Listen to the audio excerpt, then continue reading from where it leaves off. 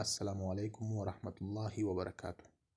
خوږو دوستانو هیله یم چې روغ جوړ او تازه به یاست. زه نورالدین علم دوست یم چې د مشال کورس تدریسي چارې پر مخ وړم. دا دی نن بیا هم د اتمې برخې وار رسېدلی دی او د درس په طرف به ځو. تاسو هم قلم او کتابچه اماده کړئ.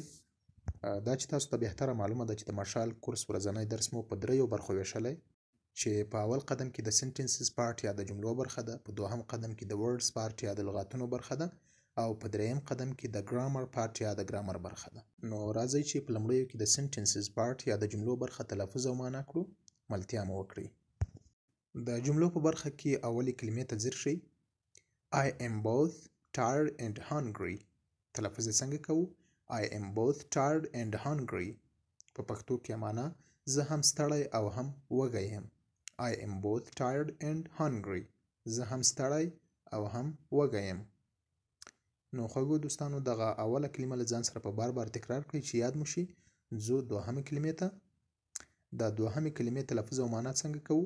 Why do you sleep early؟ تلفظ یې څنګه کوو؟ Why do you sleep early؟ په پښتو کې معنا ته ولې وختي ویده کېږې؟ Why do you sleep early؟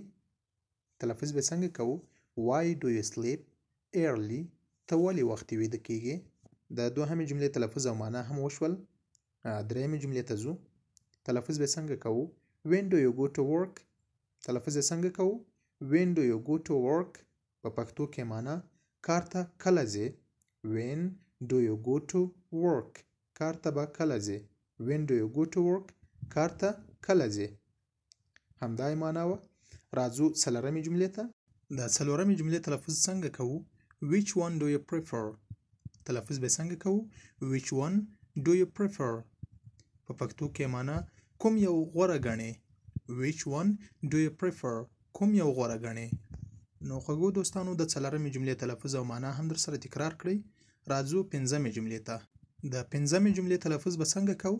How far is your university؟ تلفظ به څنګه کوو؟ How far is your university؟ په پښتو کې معنا داسې ده، پوهنتون مو څومره لرې ده؟ How far is your university؟ پوهنتون مو څومره لرې ده؟ نو خوږو دوستانو د سنټنسز پارت په اوله برخه کې مو 15 جملې تلفظ او معنا کړې. ځو د جملو دوهمې برخې ته ملتیا مو وکړئ. نو خوږو دوستانو د سنټنسز پارت دوهمې برخې ته هم ښه راغلاست درته وایم. راځو دغه اوله جمله تلفظ او معنا کوو. How much time have we got؟ تلفظ یې څنګه کوو؟ How much time have we got؟ په پښتو کې معنا موږ څومره وخت لرو؟ How much time have we got؟ موږ څومره وخت لرو؟ د دې جملې تلفظ او معنا له ځان سره تکرار کړئ چې یاد مو شي. ځو دوهمې جملې ته. د دوهمې جملې تلفظ به څنګه کوو؟ I congratulate you on your success. I congratulate you on your success. په پښتو کې معنا د بریالیتوب مبارکي درته وایم. I congratulate you on your success. د بریالیتوب مبارکي درته وایم. تلفظ به څنګه کوو؟ I congratulate you on your success. د بریالیتوب مبارکي درته وایم. له دوهمې جملې نه هم تیریږو درېیمې جملې ته. د درېیمې جملې تلفظ به څنګه کوو؟ What is your will؟ تلفظ به څنګه کوو؟ What is your will؟ په پښتو کې معنا څه خواهش لرې؟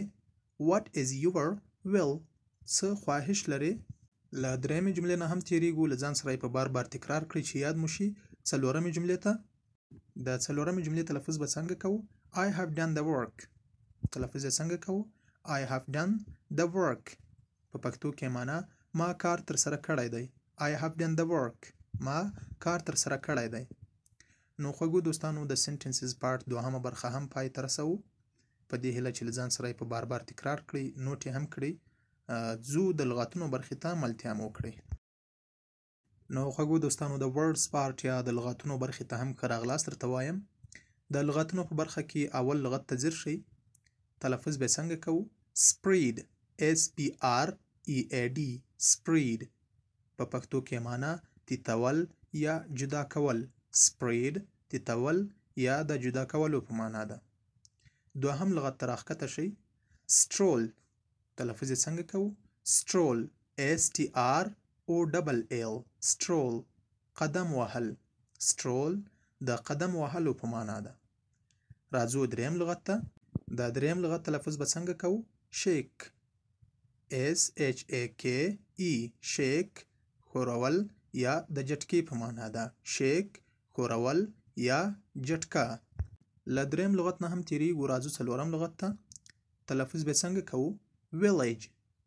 تلفظ یې څنګه کوو؟ village په معنا د کلي ده. village کلي ته وایي.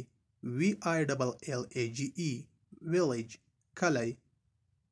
له څلورم لغت نه راشئ پنځم لغت ته. adult. تلفظ یې څنګه کوو؟ adult ADULT adult بالغ. adult د بالغ په معنا ده. ښه نو خوږو دوستانو د ورډز پارت د اول لاین پنځه لغتونه مو تلفظ او معنا کړو. اوس دغه دوهم لغت ته ځیر شئ. په دوهم لاین کې اول لغت ته وګورئ. age. تلفظ یې څنګه کوو؟ age AGE age د عمر یا سن په معنا ده. age عمر یا سن ته وایي. راځو په دوهم لاین کې دوهم لغت ته وګورئ. balance BALANCE balance تعادل یا برابري ته وایي. balance د تعادل یا برابري په معنا ده. راځو دریم لغت ته په دوهم لاین کې. choose CHOOSE choose انتخابول. choose د انتخاب یا انتخابولو په معنا ده. له دریم لغت نه تیریږو څلورم لغت ته په دوهم لاین کې. hurt. تلفظ یې څنګه کوو؟ hurt HEART hurt د زړه په معنا ده. hurt زړه ته وایي. څلورم لغت هم له ځان سره په بار بار تکرار کړئ. راځو پنځم یا اخیرنی لغت ته. life. تلفظ یې څنګه کوو؟ life LIFE life د ژوند یا زندگی په معنا ده. life ژوند یا زندگی ته وایي. نو خوږو دوستانو د ورډز پارت یا د لغاتونو برخه مو هم پای ته ورسوله. هیلهمند یم چې تلفظ او معنا یې زده کړئ او له ځانه سره یاد کړئ. اوس نو د دې درس په جریان کې د ګرامر برخې ته داخلیږو. هلته یو تعریف راخلو چې تلفظ او معنا به یې کړو. نور د درس لړۍ پای ته رسوو. را سره پاتې شئ.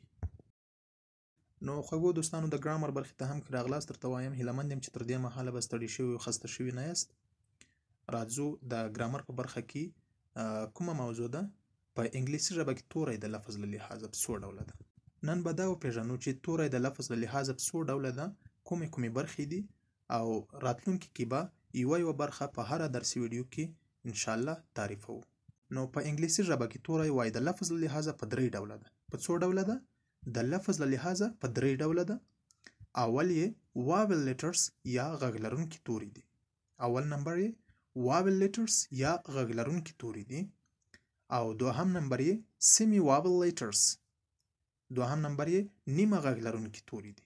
سیمی واول لیټرز نیمه غږ لرونکي توري. او دریم نمبر یې کانسوننت لیټرز. کانسوننت لیټرز بې غږه توري دي. اول نمبر یې واول لیټرز دي غږ لرونکي توري. دوهم نمبر یې سیمی واول لیټرز دي نیمه غږ لرونکي توري. او دریم نمبر یې کانسوننت لیټرز بې غږه توري دي. نو خوږو دوستانو د ګرامر په برخه کې د لفظ له لحاظه د توري ډولونه وپېژنئ، در سره یاد یې کړئ، نوټ ته یې هم وسپارئ. نور په همدې ځای د مشال کورس د اتمې برخې درس پای ته رسوو. له تاسو نه مو هم غوښتنه دا ده چې که مو زموږ چینل سبسکرایب کړی نه وي د سبسکرایب تڼۍ ته ورشئ او هغه کلیک کړئ. نو په دې سره به زموږ هره نوې ویډیو چې اپلوډ کیږي ستاسو مخې ته به راځي. او په خاصه توګه له تاسو نه هم باید ډیره مننه وکوم چې تر اوسه پورې زموږ درسونه تعقیبوئ او خپل قیمتي وخت را سره مصرفوئ. کور مو ودان. دا چې وخت کم دی خپلو خبرو ته خاتمه ورکوم. تاسو هم په لوی الله جل جلاله سپارم. خوشحال، کامیاب او ښه وخت ولرئ.